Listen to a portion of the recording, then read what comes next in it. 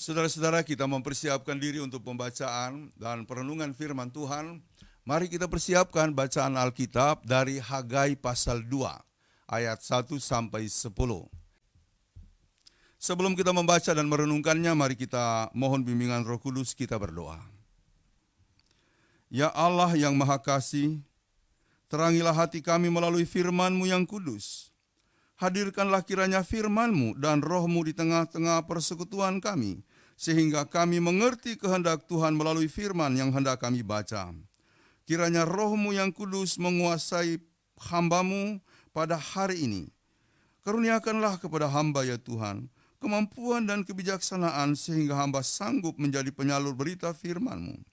Kami mohon semuanya ini demi nama Yesus Kristus, Juru Selamat kami. Amin. Pada hari yang ke-24 dalam bulan yang ke-6, kemegahan bait suci yang baru. Pada tahun yang kedua zaman Raja Darius, dalam 2 bulan yang ke-7, pada tanggal 21 bulan itu, datanglah firman Tuhan dengan perantaraan Nabi Hagai, bunyinya, katakanlah kepada Serubabel bin Shealtiel, Bupati Yehuda, dan kepada Yosua bin Yosadak, imam besar, dan kepada selebihnya dari bangsa itu demikian. Masih adakah di antara kamu yang telah melihat rumah ini dalam kemegahannya semula? Dan bagaimanakah kamu lihat keadaannya sekarang? Bukankah keadaannya di matamu seperti tidak ada artinya? Tetapi sekarang, kuatkanlah hatimu, hai Serubabel, demikianlah firman Tuhan. Kuatkanlah hatimu, hai Yosua bin Yosadak, imam besar. Kuatkanlah hatimu, hai segala rakyat negeri. Demikianlah firman Tuhan. Bekerjalah, sebab aku ini menyertai kamu. Demikianlah firman Tuhan semesta alam. Sesuai dengan janji yang telah kuikat dengan kamu pada waktu kamu keluar dari Mesir. Dan Rohku tetap tinggal di tengah-tengahmu. Janganlah takut. Sebab beginilah firman Tuhan semesta alam. Sedikit waktu lagi maka aku akan menggoncangkan langit dan bumi, laut dan darat. Aku akan menggoncangkan segala bangsa, sehingga barang yang indah-indah, kepunyaan segala bangsa, datang mengalir. Maka aku akan memenuhi rumah ini dengan kemegahan. Firman Tuhan semesta alam. Kepunyaanku lah perak dan kepunyaanku lah emas. Demikianlah firman Tuhan semesta alam. Adapun rumah ini, kemegahannya yang kemudian akan melebihi kemegahannya yang semula. Firman Tuhan semesta alam. Dan di tempat ini aku akan memberi damai sejahtera. Demikianlah firman Tuhan semesta alam. Yang berbahagia ialah mereka yang mendengarkan firman Allah dan yang memeliharanya. Haleluya.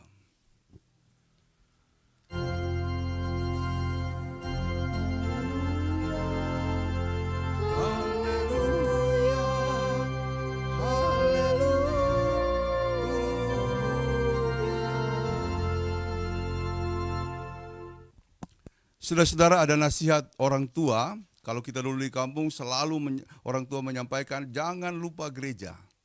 Pokoknya kalau kamu sudah berhasil jangan lupa untuk membantu gereja. Dan memang kalau di daerah kita punya perhatian ke gereja sangat besar ya. Bahkan kita diajak untuk mulai membangun gereja dari kita masih sekolah minggu. Kalau ada pembangunan itu dilibatkan semuanya. Dulu waktu saya masih remaja ikut pembangunan gereja ya. Di tempat kami ada gereja yang baru dibangun dan sangat besar ya. Lalu saya ikut. Saya masih ingat pada waktu itu saya harus angkat pasir untuk dimasukkan ke dalam ke dalam molen itu alat pemutar untuk mengaduk semen dan kemudian pasir. Dan saya dengan teman mengangkatnya ya. Ada tempat yang berupa kayu kotak, lalu saya angkat pasirnya di situ. Ketika memasukkannya, rupanya mesin molen itu, mesin pemutar pengaduk itu nyala sehingga kotak kayu yang kemudian masih melekat di mulut molen itu mutar. Lalu saya terjepit. Jadi sampai hari ini ada bekasnya di sini. Jadi itu tanda mata dari pembangunan kami. ketika saya mulai tugas dulu di Mori di Ensa, waktu itu lagi membangun. Kita semua senang sekali kalau sudah hari Sabtu angkat pasir dari kali, dari sungai.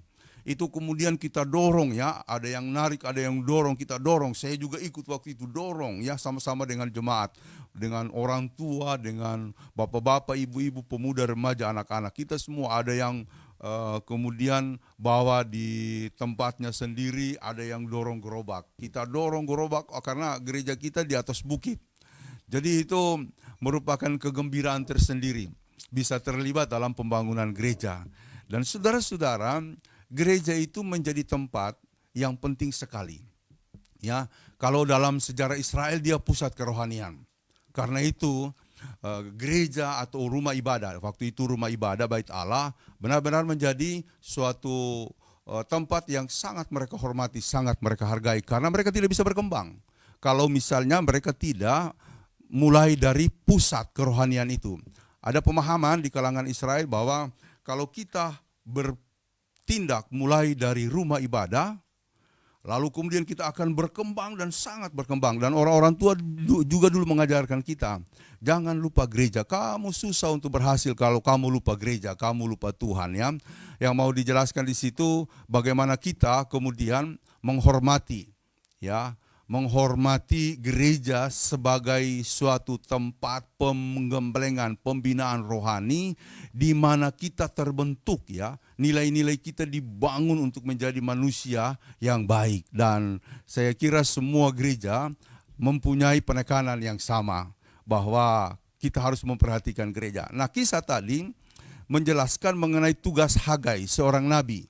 Nabi ini tidak terlalu banyak diceritakan dalam Alkitab ya. Mereka beroleh kesempatan untuk pulang. Kita tahu bahwa Israel ditaklukkan oleh Babel, ya, oleh bangsa Babilonia.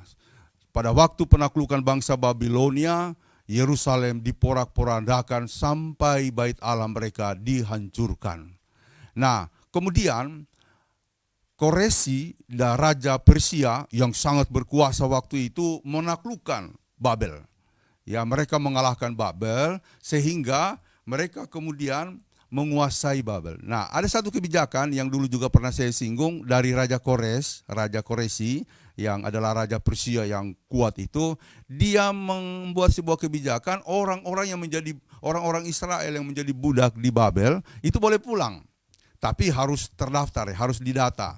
Jadi mereka dibolehkan pulang secara bertahap. Nah, termasuk Hagai ini juga ikut pulang. Ada lagi temannya yaitu Maleaki, Sakaria, Maleaki itu yang kemudian hampir pulang bersamaan dengan si Hagai. Nah, nabi-nabi di Israel itu punya tugas diantaranya untuk menyampaikan firman Tuhan, hukum Allah, untuk mengkritisi ketidakadilan dalam masyarakat, untuk kemudian menyoroti kemiskinan yang terjadi. Kenapa ada kemiskinan? Kenapa umat Tuhan diam? Itulah sebabnya sampai hari ini suara mereka disebut suara kenabian, dan gereja harus punya suara kenabian. Ya, suara profetik istilahnya. Profetik itu adalah mengenai nabi. Jadi gereja harus punya suara kenabian. Nah, itu kalau kita mau mengikuti alur berpikir para nabi-nabi. Nah, Hagai dia tidak melaksanakan tugas seperti itu. Dia tidak lalu kemudian menyampaikan hukum Allah, menyoroti atau mengkritisi ketidakadilan, bahkan juga menyoroti kemiskinan. Dia tidak. Tugasnya sederhana tapi penting, memanggil umat Israel, mengajak umat Israel untuk membangun kembali bait Allah. Saudara-saudara, ternyata membangun bait Allah atau rumah Tuhan itu tidak mudah, bukan tidak penting, tidak mudah. Kalau dibilang penting seperti yang saya singgung tadi, Israel itu menganggap bait Allah itu adalah tempat yang sangat penting sebagai pusat kerohanian. Lalu ketika pusat kerohanian itu hancur, kayaknya hidup mereka hancur. Sebab mereka selama ini mengalami penggemblengan pembinaan iman untuk menjadi manusia yang lebih baik itu di rumah ibadat. Sebab di sana mereka diarahkan, mendapatkan pengajaran, bahkan bimbingan dan seterusnya seperti gereja kita sekarang ini. Nah, jadi rupanya untuk membangun kembali rumah ibadah itu atau bait Allah itu bukan perkara mudah. ada banyak kemudian kendala ekonomi, kemudian kendala-kendala sosial, bahkan mereka juga tidak langsung bebas untuk menjalankan hidupnya setelah pulang dari Babel. Mereka punya tantangan-tantangan yang besar, ya. Mereka mengalami tantangan dari sisi yang tadi saya sebut sosial, juga ekonomi, bahkan juga politik. Nah, padahal mereka sudah mulai membangun pondasi. Jadi bait Allah digambarkan waktu itu sudah mulai bangun dasarnya, pondasinya. Namun karena tantangan-tantangan itu mereka terhenti. Sesudah terhenti lalu mereka tidak bergairah lagi. Apa yang terjadi? Mereka bilang begini, sudahlah nggak usah kita teruskan. Daripada kita teruskan kita dapat masalah, dapat tantangan. Maka yang terjadi adalah mereka berpikir masing-masing, lebih baik kita bangun rumah kita sendiri. Maka mereka membangun rumahnya. Rumah yang besar-besar, bahkan rumah yang megah. Jadi terjadi semacam perlombaan, ya. Dalam tanda petik, karena satu sudah membangun yang bagus, yang lain membangun lebih bagus. Jadi terjadilah perlombaan untuk membangun rumah yang lebih baik dan lebih bagus dari yang lainnya. Lalu kemudian terabaikanlah pembangunan bait Allah. Disinilah firman Tuhan datang. Kamu pikir apa yang kamu miliki itu punya siapa? Emas aku punya, kata Tuhan, semuanya aku punya. Tapi kenapa kamu mengabaikan rumahku? Rumahmu kamu perbaiki, rumahmu kamu buat bagus, tapi rumahku kau abaikan.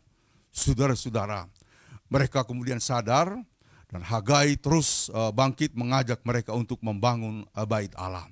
Nah, saudara-saudara yang dikasihi oleh Tuhan, ketika mereka berproses untuk membangun bait Allah, di situ betul-betul ditegaskan, kalau kamu tidak membangun bait Allah bagiku, atau kamu tidak memperhatikan rumahku, ya maka kamu akan mendapat masalah. Nah, itulah sebabnya orang Israel sadar, lalu kemudian mereka bergerak. Dikatakan dalam ayatnya yang kelima bagian akhir, bekerjalah sebab aku menyertai kamu. Tema hari ini adalah bekerjalah sebab aku menyertai kamu. Nanti saya akan jelaskan tema itu dalam konteks yang lebih luas. Tapi pertama-tama ini disampaikan oleh Tuhan, tidak usah khawatir kalau kamu membangun. Jangan khawatirkan, aku akan menyertai kamu. Ya kira-kira kalau kita hubungkan dengan pembangunan kita sekarang ya. Doakan ya teman-teman, Bapak Ibu Saudara-saudara, kita harus membangun gereja. Karena kita sudah dijadikan oleh Tuhan sebagai jemaat. Ya, saya berharap kita ya bukan nasar ya. Kalau nasar takutnya nanti kita tidak bisa buat ya. Tapi kalau memang kita mau berkomitmen, janji iman, mau ngapa tidak? Ya, kita harus punya. Ya itu pentingnya, kita harus punya ya. Kita harus punya. Nah, kita harus membangun. Jadi barangkali kondisi ini membuat kita agak vakum, tetapi jangan berhenti untuk memikirkannya. Terus berdoa, terus memikirkannya. Ya, yang bahaya itu sudah kita vakum karena kondisi, lalu kita tidak berdoa. Itu bahaya, itu tidak akan pernah terwujud. Sebab doa itu kekuatan kita untuk menjangkau banyak hal, untuk melaksanakan banyak hal. Jadi saudara-saudara, saya berharap kita akan membangun pos Cibubur. Saya juga berharap akan punya pos Bekasi sekali waktu dulu akan dimekarkan menjadi jemaat yang mandiri dan mereka punya. Bahkan kalau perlu sekarang ini mulai pikirkan kira-kira nanti kita mau membangun di mana. Ya, mau membangun di mana? Ada saja jalannya untuk membangun gereja itu. Kan saya pernah ceritakan di khotbah hari Minggu mengenai pengalaman pendeta Jeffrey Sompotan, pendeta GPIB, mantan Esekum, sekarang dia kalau tidak salah sudah pensiun. Dia waktu ditugaskan di Bontang, ketika dia sampai di sana, dia kemudian berjuang bersama-sama majelis untuk membangun gereja, tapi tidak bisa, sangat tidak bisa. Nah, ada lahan mereka luas, tapi tidak bisa membangun, dilarang oleh masyarakat. Lalu apa yang dia lakukan? Dia panggil jemaah majelisnya, ayo kita ke lokasi, ke tanah kita. Lalu mereka berdoa di situ, bersekutu, Tuhan kami berdoa, berserah kepadamu, biarlah kami bisa membangun rumahmu di sini. Sungguh-sungguh dia berdoa, dia bilang. Nah, lalu kemudian dia kembali melaksanakan aktivitas syariat. Pokoknya berdoa. Kita tidak tahu bagaimana Tuhan pimpin. Kemudian saudara-saudara, yang saya cerita dulu nggak apa-apa saya cerita lagi ya, karena ada kaitan dengan firman hari ini. Lalu kemudian apa yang dia lakukan? Dia bergaul dengan masyarakat, dia berkunjung ke Pak RT, bahkan juga ke Pak Haji, ke Ustadz ya, yang menjadi Ustadz di masjid. Pergaulannya dia perluas. sekali waktu masjid itu melakukan perlombaan. Nah, kalau tidak salah perlombaan yang pertama itu 17-an. Kemudian mereka butuh lahan. Nah, mereka tidak punya lahan. Kebetulan mereka punya lahan. Jadi mereka minta izin kepada Pak Pendeta, boleh nggak kami pakai lahannya? Silakan, silakan. Nah, sudah. Mereka kalau lomba-lomba di situ. Kemudian ada lagi lomba kasida. Jadi masjid itu membuat lomba kasida. Nah, grup yang ada di sekitar kompleknya Pak Jeffrey Sompotan itu tidak bisa latihan karena tidak ada yang latih. Lalu dia bilang kepada istrinya, Pak Jeffrey bilang kepada istrinya, "Ma, kamu kan pintar pimpin kor. Coba latih mereka." "Enggak bisa lah Pak, orang beda kan. Saya pimpin lagu gereja, masa pimpin kasida?" Pasti bisa lah. Itu kan juga soal musik. Ya, menyesuaikan diri lah. Lalu karena dia bujuk, mau. Jadi jadilah ibu pendeta mimpin grup kasida. Malah berhasil, menang juara 1. Oh, senang sekali mereka. Keterlibatannya itu lalu kemudian menjadikan mereka akrab. Sampai-sampai sekali waktu kepala desa bilang begini kepada si Pak Jeffrey Sompotan, "Pak Jeffrey, Pak Pendeta ini banyak bantu kami. Sekarang kami mau bantu apa buat Pak Pendeta? Ya kalau ada bilang saja." Disitulah dia bilang, "Pak Kepala Desa, kami ini mau membangun gereja tapi tidak dapat karena tidak ada izin." "Oh, kalau itu jangan kau pikirkan. Jangan Bapak Pendeta susahkan. Saya akan bantu." Jadilah gereja mereka bangun. Ada cara. Hanya saja pertama-tama kita harus bertindak. Saudara-saudara, kalau kita mementingkan Tuhan di sini pertama-tama kita mementingkan rumahnya, rumah ibadahnya, sebagaimana Hagai merasa penting untuk membangun karena itu dia mengajak orang Israel. Tuhan berkata, "Bekerjalah, aku menyertai kamu." Ya, bekerjalah, aku menyertai kamu. Kalau tidak bekerja susah. Kalau diam-diam lalu kita tidak melakukan apa-apa, tidak mungkin akan datang. Bagi saya, proses itu dimulai dengan bagaimana kita melakukan sesuatu. Soal bagaimana itu berakhir atau kemudian bagaimana hasilnya, Tuhanlah yang menentukan. Pokoknya kita bekerja, ya. Sama dengan kita membentuk jemaat ini, kita lakukan apa yang menjadi tugas kita, ya. Mohon maaf kalau misalnya dalam kondisi begini kita tidak bisa melakukan pelayanan sebagaimana mestinya, tetapi selama kita melakukan pelayanan, pastilah Tuhan akan menyertai kita. Itu pertama-tama, saudara-saudara, Tuhan marah kepada Israel karena mereka lebih mementingkan rumahnya. Rumahnya jauh lebih bagus daripada rumah Tuhan. Bahkan belum dibangun sudah ada pondasi. Lalu kemudian mereka abaikan hanya karena merasa ada tantangan politik sosial, termasuk juga kondisi ekonomi. Tetapi Tuhan marah. Kamu pikir emas itu punya siapa? Punyaku. Ya, kalau mau dijabarkan lebih luas, rumahmu saja punyaku. Hidupmu saja punyaku, pekerjaanmu saja punyaku. Mengapa rumahku kamu abaikan? Ya, oleh karena itu teman-teman, kalau mau membangun gereja itu jangan pelit, ya, jangan cuma memberikan sisa. Khususkan, Tuhan, kalau perlu gaji saya 1 bulan itu saya serahkan untuk pembangunan. Ya, ini promosi, ya, kampanye juga ini supaya kita punya dana pembangunan bertambah begitu, ya. Oke, jadi itu yang pertama yang saya mau tekankan. Yang kedua, bekerjalah sebab aku menyertai kamu. Ini mau saya arahkan kepada kehidupan kita yang luas. Ya, meskipun kondisi seperti ini kelihatan berat, tapi bekerjalah. Lakukan apa yang menjadi tugas kita, lakukan terus-menerus. Tuhan bilang, sebab aku yang menyertai kamu. Jadi kalau kita patah harapan, putus asa, itu berarti kita tidak mengandalkan Tuhan. Ya, memang kalau kita memikirkan hidup ini dari perspektif kita manusia, dari perspektif tubuh kita, aduh capek saya Tuhan. Ya kan ada orang, saya dengar dulu dia berdoa sampai mengeluh, "Tuhan capek saya Tuhan, tiap hari saya sudah berusaha tapi saya tidak dapat. Saya mau untuk makan aja susah Tuhan." Sampai dia nangis betul-betul nangis, ya. Nangis betul-betul nangis, ya. Dulu kan saya pernah cerita, ya. Ada dulu saya cerita seorang pendeta, sekarang pendeta luar biasa, ya. Saya tidak usah sebut namanya, saya baik dengan dia. Dia itu sudah nggak punya uang, tapi sebelum dia menjadi pendeta, dia itu pengusaha bangkrut luar biasa. Dalam keadaan bangkrut, lalu kemudian istrinya minta uang belanja. "Bang," orang dari Sumatera, "Bang, minta uang mau belanja." Lalu dia buka dompet cuma 2.000 yang ada. Waktu itu cuma ini, Ma. Itu istrinya langsung marah. Dia bilang, "Bang, masa kita mau belanja cuma kau kasih 2.000? Lebih baik kita pisah, Bang."